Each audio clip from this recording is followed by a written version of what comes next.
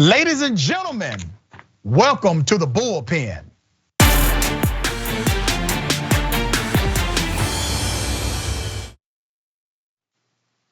In the Bullpen today, I have Mr. Bill White, CEO, Constellations Group's chairman and CEO of Buckhead City Committee. Good day, sir, welcome. Dr. Richey, how are you, sir? I'm doing quite well, man. You know, there are a lot of people who are watching this across the country and outside of the country. They may not be aware of what's happening in Atlanta, Georgia, and some other cities, to be quite honest with you, where there's an existing city and a certain group from that city would like to leave the city and then create their own city. And typically these movements, I can go from Stockbridge and beyond, are primarily white residents or the white community in a majority black city or a more diverse city. And so it obviously the optics of it brings significant ridicule. But you're saying this is about the spike in crime. So if you would tell viewers what you all are doing in this divorce proceeding from the city of Atlanta and why. Well, thank you. And I understand why that unfortunately seems to be the case. But I think the families in Buckhead who are, I think we are the most diverse community in the city of Atlanta. We are, by the latest census numbers, a little over 20% African American. And we have for many years felt that we have not really had a seat at the table, Rashad, and it's been a very difficult thing for a lot of the families. I'm new to the area. My husband and I moved here about 3 years ago, and I'm a marriage guy. I've been married to the same person for 21 years, so I believe in marriage. I think you work things out. You try your hardest to stay in love and keep it fresh every day. But there are some times where we can't work things out, and it seems like that we don't have a voice at the table. We're not being listened to. I will tell you this, the idea that Buckhead would divorce Atlanta, and that we've been talking about this for over a year now, and for the city of Atlanta to say, wow, that would bankrupt Atlanta, it would hurt our bonds, you know, there'd be a tidal wave, the little kids in the school will be forever damaged. The fact that they have not even called us to talk to us about staying together is very telling. It's very disturbing. We would love to meet with Atlanta and talk about these things, but they haven't reached out to us. And I think that says a lot. I think that tells the people of Buckhead that they really don't care about Buckhead, that they only care about the money that is going to City Hall. And that's a shame, because I think this will, one, initially be very disturbing for the city of Atlanta, for Buckhead to depart. I do think at the end of the day, Dr. Richey, this will actually help Atlanta. And I'd love to talk to you about that, because I see what you do with your foundation. I'm working on many things with a very interesting and diverse cultural group to try to bring some help to the inner city here in Atlanta once we get this up and running.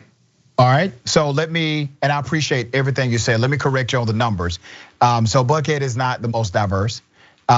Based on the last count, and you may have different numbers, Buckhead is 77.5% white. It is 11% black, 6% Asian, 3% other, and 2.2% two or more races. Yeah, those numbers are from 10 years ago. The new numbers coming out with the current census, it's okay. It's a little bit of an adjustment. But the point is, we are really experiencing incredible issues from a standpoint of our taxes going up, from there being a lack of any control with the crime that's going on in Buckhead. And I also think that when you look at the crime is colorblind. It is really affecting all people of all types, all walks of life, all cultures, and everybody, including South Atlanta, everybody I talk to down there, including the religious leaders and the community leaders, all they want is literally they want more police on the street. And it's so hard to hire a police officer in Atlanta right now. It's very difficult when 300 of the officers have quit in the last 12 months. It's very difficult to explain that the remaining officers, while violent crime is through the roof in Atlanta, arrests are down. So let's Mr. Chairman, let's definitely talk about that. You know this because you work in the space of reform and remedy. You cannot arrest yourself out of socioeconomic dysfunction. That many of the crimes that you're referring to, especially the ones that are highlighted as crimes of note, are burglaries, thefts, and then you have violent crimes, which typically have been more random in scope than targeted arguments at the local mall, Lenox and Buckhead, and other places. Well, if you're talking about a socioeconomic dynamic, right? How do you hire more cops to control that or to stop it? Remember, cops are reactionary agents to crime. They do not prevent crime by themselves. So if you're saying, well, we need to hire more cops and that's the issue and that's why crime is going up, and that has, and I'm not saying you're saying that, I am saying it is the narrative. And I've moderated multiple Atlanta mayoral debates, and everyone from Buckhead that's running for mayor, which is ironic to me because if you all become a city, they can't be mayor of Atlanta anymore. Everyone who's running for mayor from Buckhead, running for mayor of Atlanta, they're saying hire more cops. Even the former mayor has a hire more cops plan. But where's the rest of it, brother? Where's the let's target the underlying conditions that lead to the criminality that we see in the first place? Where's that at? Okay, so two things on that, and I think it's very important that you point that out, is one of the things that you've heard is you can't arrest yourself out of the problem. I will share with you, this is my personal feeling, that we haven't had enough arrests yet. That's number one. Number two, you cannot institute law enforcement and to hope that people will comply with the law when you make announcements like our current mayor has made and that the current police department has made. So number one, they have said we do not arrest shoplifters at any of these malls. So let me provide some context of that for those who are watching. So one, I understand your thoughts and your feelings, but let me give you some facts. Chicago has more police officers than in the history of its charter. They have more cops, and those cops are paid more money than they have ever been paid before. Chicago still has one of the highest unsolved or non-solved rates as far as murder and violent crimes, and crime continues to increase in Chicago because they have not dedicated the political and financial resources to attack in a smart way the issues that lead to that crime in the first place. They are not able, with more cops, more arrests, more money, more in salary, to decrease the crime in Chicago. So that's allow me to finish, sir. That is a fact. Actually, you interrupted me. So what? Well, sir, it's my show, Mike. It's my show, Bill. Excuse me. You're gonna cut me off. This will end pretty quick. Well, sir, if you want to listen here, Mr. Chairman. Mr. Chairman. If you say, Mr. Chairman. You say, excuse me. Mr. Chairman, excuse me, sir. Arrest shoplifters. Mr. Chairman. What goes up in Buckhead Mr. Chairman is shoplifting, Rashad. Mr. Chairman, I'm going to continue what I was saying. Now, I want to remind you and everyone else. You're not going to come when we. My point. That's fine, sir. You can take your toys and run home. Run to Buckhead if you want to. I can definitely get you back on the show at a later time if you don't want to stay here. But in part, when I have these, sir, will you allow me a few minutes on my show, sir? Will you allow me 1 minute at least? You were having me on as a guest on your show. I am. I do have you on as a guest. You're being disrespectful. Allow me to finish my sentence. I will allow you to finish, sir, but I wanted to point something out. Go ahead. The reason why I wanted to point something out, number one, when I have these debates, I have to play part moderator because I am the host of the show and part debater. So respect that element of the program. I will always give you enough time to fully rebuttal whatever I say. When you said that the city of Atlanta has said they are not going to arrest shoplifters, that is a misrepresentation of what the former chief said, the current chief has said, and others who work in city council. So what they have said, sir, what they have said, okay, what they have said is that these businesses, which by the way, the city of Buckhead increases by 2 or 3 times population every day because over 90% of the folks that are in Buckhead travel to Buckhead and then they travel out of Buckhead. So it's one of those kind of cities.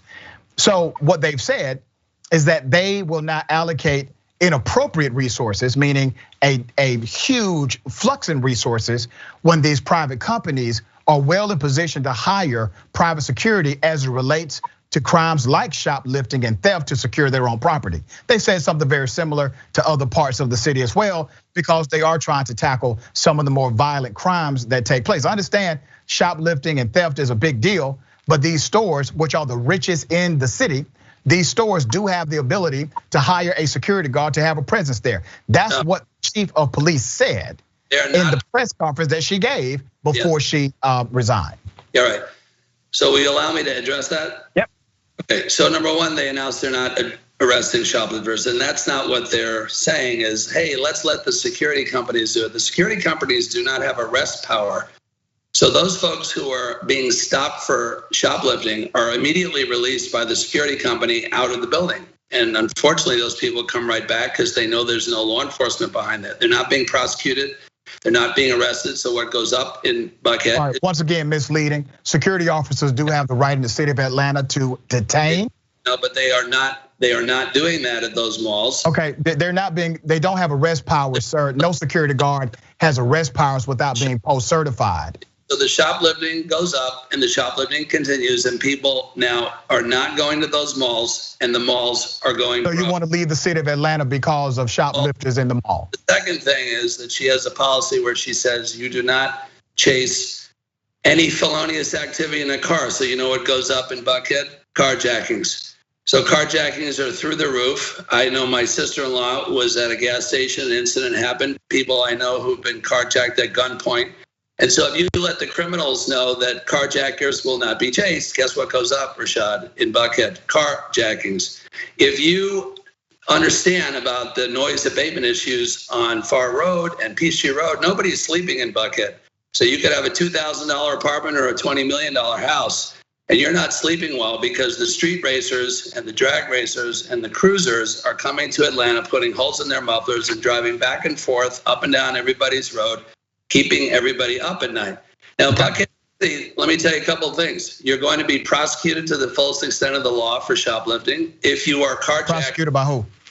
By the Buckhead City Court, not Fulton County. Sir.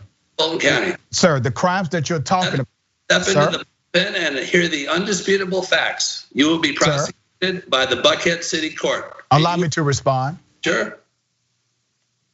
You all have a plan to create a police force.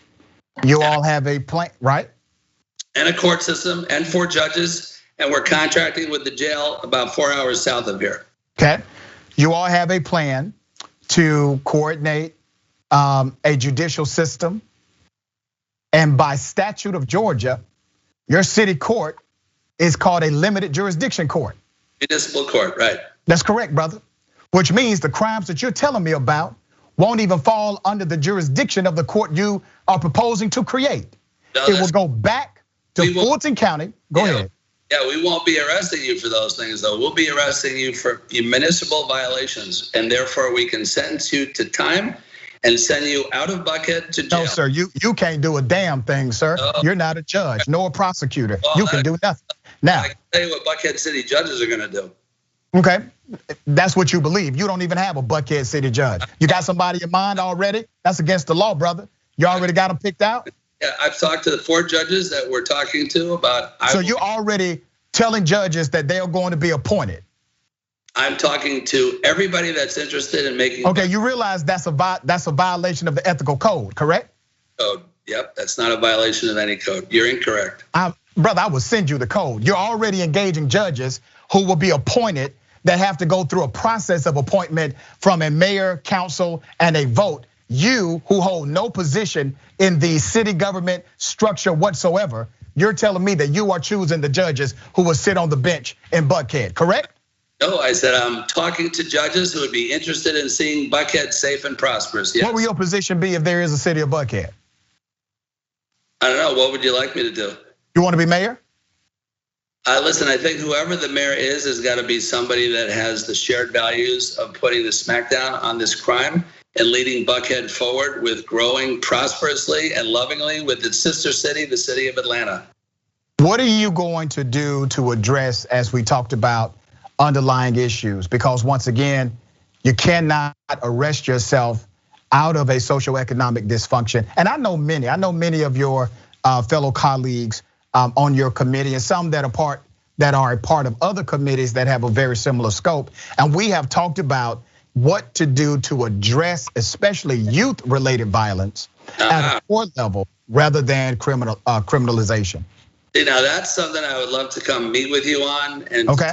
I would love to get you involved in what we're doing. I love your amazing CV, your bio. You are part of the fabric of this great community. You are a thought leader. You are a very inspiring person to me. I'm afraid next time I might need to bring the boxing gloves. Never that, brother. Never that, man. Sure.